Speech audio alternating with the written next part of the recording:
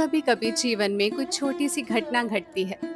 उस समय वे बस एक घटना लगती है, लेकिन जब वर्षों बाद उसे याद किया जाता है तो लगता है कि उस छोटी सी घटना के भीतर भी कोई गहरी बात छिपी हुई थी। तुलाराम जी के जीवन में बाबा के साथ रहते हुए ऐसे अनेक प्रसंग आए। उन्होंने बाबा के साथ यात्राएं की, तीर्थों में गए, साधु संतों से मिले और बाबा को बहुत निकट से देखा। लेकिन उन सब अनुभवों में कुछ घटनाएं ऐसी थी जिन्हें तुलाराम जी बाद में बड़े प्रेम से याद करते थे। ऐसी ही घटना थी चित्रकूट की। सन 1961 की बात है। तुलाराम जी बाबा के साथ चित्रकूट गए थे। उस समय तक तुलाराम जी बाबा के साथ कई यात्राएं कर चुके थे। उनके लिए अब यात्रा का अर्थ केवल एक स्थान से दूसरे स्थान तक पहुंचना नहीं था। बाबा के साथ चलना ही उनके लिए अपने आप में एक अनुभव था। कभी रास्ता आसान होता, कभी कठिन, कभी भोजन समय पर मिल जाता, कभी उसका कोई निश्चित ठिकाना नहीं होता, कभी किसी गांव से भोजन आ जाता, कभी सड़क किनारे ही चाय बनती। लेकिन तुलाराम जी को इन बातों की चिंता नहीं रहती थी, क्योंकि उन्हें बाबा का साथ मिल गया था।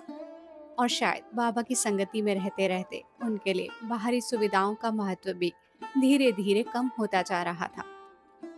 एक समय ऐसा था जब तुलाराम जी ने जीवन में आराम और सुविधा देखी थी।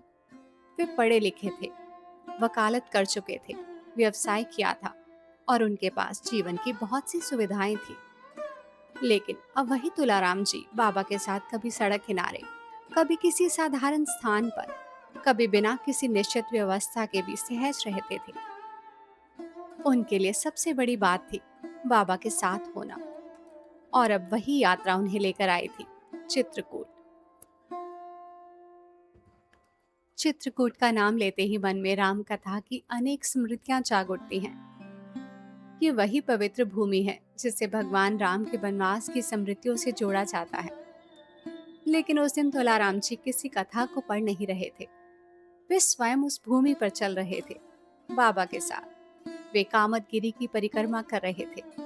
चारों ओर प्रकृति थी, पेड़ थे, पत्तियां थी और बाबा की वही सहज उपस्थिति थी जिसमें तुलाराम जी पिछले कई वर्षों से अपने जीवन का एक नया अर्थ खोज रहे थे।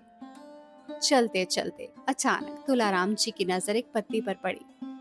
फिर उन्होंने दूसरी ओर देखा और उनकी नजर वहीं ठहर गई। पेड़ों की पत्तियों पर लिखा था, राम राम। तुलाराम जी ने ध्यान से देखा। उनके मन में स्वाभाविक रूप से प्रश्न उठा। उन्होंने बाबा की ओर देखा और पूछा, बाबा, ये कैसे हो सकता है? सवाल बहुत स्वाभाविक था। आखिर किसी पेड़ की पत्ती पर राम का नाम कैसे लिखा हुआ दिखाई दे सकता है? किसने लिखा, कब लिखा, कैसे लिखा? तुलाराम जी शायद इसी आश्चर्य में थे। लेकिन बाबा ने इस बात को जिस तरह लिया, वहीं से ये घटना इतनी सुंदर बन जाती है। बाबा ने कोई लंबा उत्तर नहीं दिया, कोई रहस्य में व्याख्या नहीं की। उन्होंने बस सहज भाव से कहा, इसमें आश्चर्य क्या है? और फिर कहा, ये राम की भूमि है, किसी मनुष्य की भूमि नहीं। बाबा ने तुलाराम जी को एक बहुत साधारण उदाहरण देकर बात समझाई। मान लीजिए आपके घर के सामने एक बोर्ड लगा है। उस बोर्ड पर आपका नाम लिखा है। तो क्या आपको ये देखकर आश्चर्य होगा? नहीं, क्योंकि वे आपका घर है। आपके घर के सामने आपका नाम लिखा होना स्वाभाविक है। बाबा का भाव यही था। अगर ये राम की भूमि है तो यहाँ राम का नाम दिखाई दे, इसमें आश्चर्य क्या है? बात बस इतनी सी थी। लेकिन तुलाराम जी के लिए बाबा की ये बात बहुत गहरी थी, क्योंकि वे जिस चीज को एक असाधारण घटना के रूप में देख रहे थे, बाबा उसे उसी भूमि की सहज अभिव्यक्ति की तरह देख रहे थे। तुलाराम जी ने पूछा था, ये कैसे हो सकता है? लेकिन बाबा के उत्तर ने जैसे प्रश्न को ही बदल दिया। बाबा ने ये नहीं कहा, देखो ये बहुत बड़ा चमत्कार है। उन्होंने ये भी नहीं कहा, इसका रहस्य ये है। उन्होंने तो केवल इतना कहा, ये राम की भूमि है। मानो कह रहे हो, तुम जिस चीज को देखकर चकित हो रहे हो, उसके लिए तुम्हें इतनी दूर जाने की जरूरत ही नहीं। पहले उस भूमि को पहचानो, फिर जो कुछ वहां दिखाई दे रहा है उसे उसी दृष्टि से देखो। तुलाराम जी बाद में दादा को ये घटना सुनाते थे और उन्होंने बताया कि बाबा का तर्क इतना सीधा और इतना पूर्ण था कि उन्हें अपने ही प्रश्न पर दया सी आने लगी। उन्हें लगा कि उन्होंने ऐसा प्रश्न क्यों पूछा। बाबा ने तो बात को कितनी सरलता से समझा दिया था और अंत में इस पूरी बात पर तुलाराम जी और दादा दोनों हंस पड़े। सोचिए, एक ऐसी घटना जिसे देखकर तुलाराम जी को पहले आश्चर्य हुआ था, वही घटना कुछ देर बाद इतनी सरल हो गई कि उस पर हंसी आ गई। शायद बाबा के साथ रहने की यही विशेषता थी। बाबा कभी कभी ऐसी बात कह देते थे जो हमारे मन की पूरी उलझन को एक ही वाक्य में खोल देती थी। यदि हम इस घटना को केवल एक चमत्कार के रूप में देखें तो शायद हम इसके सबसे सुंदर हिस्से को खो देंगे, क्योंकि इस प्रसंग में सबसे महत्वपूर्ण चीज केवल ये नहीं कि पत्तियों पर राम राम लिखा था। सबसे महत्वपूर्ण है बाबा ने उसे देखा कैसे। हम होते तो शायद तुरंत किसी रहस्य की खोज शुरू कर देते। हम पूछते, ये किसने लिखा, किस तरह लिखा, क्या ये किसी साधु ने लिखा, क्या ये कोई चमत्कार है, इसका प्रमाण क्या है। लेकिन बाबा ने उस पूरी जिज्ञासा को एक बहुत सरल जगह पर रोक दिया। ये राम की भूमि है। दादा इस प्रसंग को याद करते हुए जिस भाव को सामने रखते हैं वे बहुत सुंदर है।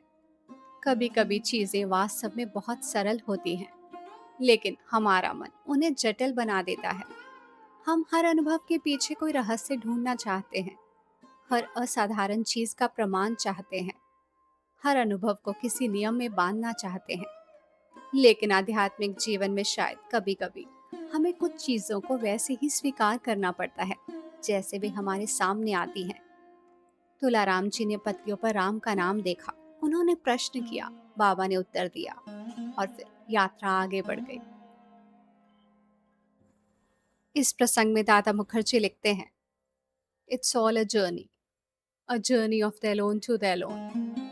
हर व्यक्ति अपनी यात्रा पर अकेला चलता है। रास्ते में बहुत से लोग मिलते हैं, कुछ थोड़ी दूर तक साथ चलते हैं, कुछ जीवन की दिशा बदल देते हैं और कुछ हमें उस व्यक्ति तक पहुंचा देते हैं जिसकी तलाश शायद हमें स्वयं भी नहीं थी। तुलाराम जी की यात्रा भी ऐसी ही थी। उन्होंने बाबा के साथ रास्ते तय किए, तीर्थ देखे, अनगिनत अनुभव पाए और फिर धीरे धीरे ये यात्रा भीतर की ओर मुड़ती चली गई। शायद अंततः साधना भी यही है, अपने भीतर से निकलकर अपने ही उस सत्य तक पहुंचना जो हमेशा से हमारे भीतर था। और इस यात्रा में गुरु साथ चलते हैं, रास्ता दिखाते हैं, कभी रोकते हैं, कभी आगे बढ़ाते हैं, लेकिन अंततः कदम हमें स्वयं ही उठाने पड़ते हैं।